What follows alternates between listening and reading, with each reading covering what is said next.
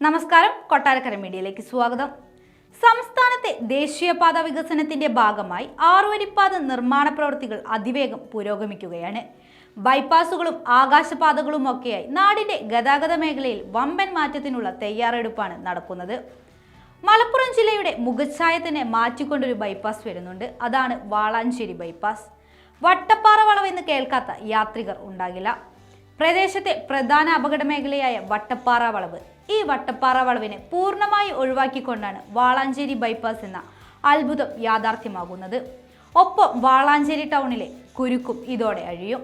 രാജ്യത്തെ തന്നെ അത്ഭുതമാക്കുന്ന ഈ ബൈപ്പാസിന്റെയും വട്ടപ്പാറ വളവെന്ന ബർമൂഡ ട്രയാങ്കിളിന്റെയും ചില വിശേഷങ്ങൾ അറിയാം. വട്ടപ്പാറ വളവ് മലപ്പുറം ജില്ലയിലെ വാളാഞ്ചേരിയിൽ നിന്നും ഏതാണ്ട് 4 കിലോമീറ്റർ ദൂരെ പണ്ട് നാഷണൽ ഹൈവേ 17 എന്നും ഇന്ന് നാഷണൽ ഹൈവേ 66 എന്നും അറിയപ്പെടുന്ന ദേശീയപാതയിൽ സ്ഥിതി ചെയ്യുന്ന ഒരു സ്ഥലമാണ് വട്ടപ്പാറ. വെട്ടിച്ചിറയ്ക്കും വാളാഞ്ചേരിക്കുമിടയിൽ വട്ടപ്പാറയിലുള്ള ഒരു കുപ്രസിദ്ധമായ വളവാണ് വട്ടപ്പാറ വളവ്.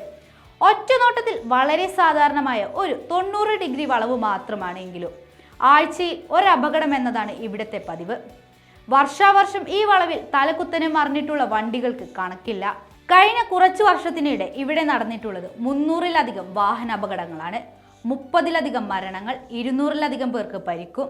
വാഹനങ്ങൾ വരുന്നതും മറയുന്നതും അഗ്നിശമന സേനാംഗങ്ങൾ മണിയും മുഴക്കി പാഞ്ഞു വന്ന് വാഹനമുയർത്താൻ ശ്രമിക്കുന്നതുമൊക്കെ ഒരു പതിവ് അനുഷ്ഠാനം പോലെയാണ് പ്രദേശവാസികൾക്ക് അനുഭവപ്പെടാറുള്ളത്. ആളുകൾക്കുണ്ടാകുന്ന പരിക്കുകൾക്കും ജീവാപായങ്ങൾക്കും പുറമെ ഈ അപകടങ്ങൾക്ക് പലപ്പോഴും പ്രദേശവാസികളെ ആശങ്കയുടെ മുൾമുനയിൽ നിർത്തുന്ന മറ്റൊരു പൊതു സ്വഭാവമുണ്ട്.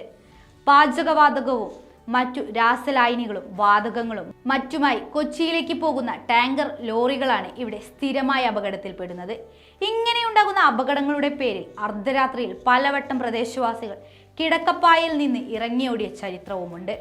വാതക ചോർച്ച അവർക്കൊരു പുത്തരിയല്ല. ഏത് വാതകമാണ് ചോർന്നത്, തീ പിടിക്കാൻ സാധ്യതയുണ്ടോ എന്നൊക്കെയുള്ള ചോദ്യങ്ങളാണ് സാധാരണ അവർക്ക് ഉണ്ടാകാറുള്ളത്. അപകട കാരണങ്ങൾ: വളവിനെ സമീപിക്കുമ്പോൾ റോഡിനുള്ള ഇറക്കം, വളവിലെ റോഡ് നിർമ്മാണത്തിൽ പ്രതലത്തിന്റെ ചെരിവിന്റെ കാര്യത്തിൽ പാലിക്കേണ്ട ശാസ്ത്രീയതയുടെ കുറവ് തുടങ്ങിയവയാണ് ഇവിടെ തുടർച്ചയായി വാഹനാപകടങ്ങൾക്ക് കാരണമാകുന്നത്. നമ്മൾ ഹൈസ്കൂൾ ക്ലാസ്സുകളിൽ പഠിച്ചിട്ടുള്ള ബാങ്കിങ് ഓഫ് കർവ് എന്ന തിയറിയുമായി ബന്ധപ്പെട്ടു കിടക്കുന്നു ഇത്. ഒരു വളവിലൂടെ വേഗത്തിൽ പോകുന്ന വാഹനത്തിന് എപ്പോഴും പുറത്തേക്ക് തെറിച്ചു പോകാനുള്ള ഒരു പ്രവണതയുണ്ടാകും. അതിനെയാണ് സെൻട്രിഫ്യൂഗൽ ഫോഴ്സ് അഥവാ അപകേന്ദ്ര ബലം എന്ന് പറയുന്നത്. ഈ ബലം വാഹനത്തിന്റെ ടയറിനും റോഡിനുമിടയിലുള്ള ഘർഷണത്തെ അതിജീവിച്ചാൽ വാഹനം പുറത്തേക്ക് തെറിച്ചു വീഴും. ഈ ഘർഷണമാകട്ടെ വാഹനത്തിന്റെ വേഗത, റോഡിന്റെ പ്രതലത്തിന്റെ അവസ്ഥ, വാഹനത്തിന്റെ ലോഡ് എന്നിവയെ ആശ്രയിച്ചുമിരിക്കും. ഇവിടെ റോഡിന്റെ ചെരിവ് ഇടത്തേക്കാണ്. വളവിറങ്ങി വരുന്ന വാഹനങ്ങളാണ് സ്വതവേ അപകടത്തിൽപ്പെടാറുള്ളത്. വേണ്ടത്ര മുന്നറിയിപ്പുകൾ ഇല്ലാത്തതിനാൽ അല്ലെങ്കിൽ മുന്നറിയിപ്പുകൾ ശ്രദ്ധിക്കാതെ രാത്രിയിലും മറ്റും സാമാന്യം നല്ല വേഗത്തിൽ ആദ്യത്തെ ഭാഗം ഇറങ്ങി വരുന്ന ടാങ്കർ ലോറിക്കാരും ലോഡ് വണ്ടിക്കാരും മറ്റും പെട്ടെന്നാണ് വലത്തേക്കുള്ള ഒരൊറ്റ ഹെയർ പിൻ വളവ് ശ്രദ്ധിക്കുക. അതോടെ അവർ വലത്തേക്ക് ഒറ്റയടിക്ക് വെട്ടിത്തിരിക്കുകയും വണ്ടി ഇടതുവശത്തേക്ക് പാളി ഇടതുവശത്തെ താഴ്ചയിലേക്ക് മറിയുകയുമാണ് മിക്കവാറും സംഭവിക്കാറുള്ളത്.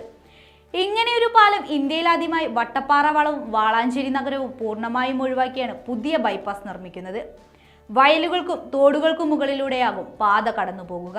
ദേശീയപാതയിൽ പഴയ CI ഓഫീസ് കഴിഞ്ഞ് വട്ടപ്പാറ ഇറക്കത്തിലെ നിസ്കാരപ്പള്ളിക്ക് സമീപത്ത് നിന്നാണ് നിലവിലെ പാതയിൽ നിന്നും മാറി പുതിയ പാത പോകുക.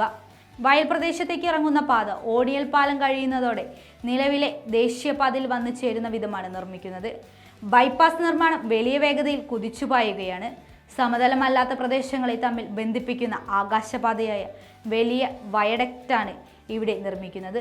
4 കിലോമീറ്ററിലധികം വരുന്ന പുതിയ പാതയിൽ 2 കിലോമീറ്ററോളം വയഡക്റ്റാണ് എന്നതാണ് ശ്രദ്ധേയം. കേരളത്തിൽ ആദ്യമായിരിക്കും ഇത്രയും വലിയ വയഡക്റ്റ്. ഇതുൾപ്പെടെ പല റെക്കോർഡുകളും ഈ സൂപ്പർ റോഡിന് കാത്തിരിക്കുന്നുണ്ടെന്നാണ് റിപ്പോർട്ടുകൾ. ദേശീയപാത വികസനത്തിൽ മലപ്പുറത്തെ ഏറ്റവും വലിയ പ്രൊജക്റ്റാണിത്. 130 ബിയറിങ്ങുകളോളം വരും ഈ ഒരു വയഡക്റ്റിൽ. ഏറ്റവും വലിയ ബിയറിങ്ങിന്റെ ഉയരം 32 മീറ്റർ ആയിരിക്കുമെന്നും റിപ്പോർട്ടുകളുണ്ട്. ഇവിടെ നിലവിൽ ഗർഡർ കോൺക്രീറ്റ് പണികൾ യുദ്ധകാലടിസ്ഥാനത്തിൽ പുരോഗമിക്കുന്നു. 6 വരിപ്പാതയിൽ വയഡക്റ്റിന് പുറമെ ചെറുപാലങ്ങളും അടിപ്പാതകളും നിർമ്മിക്കും.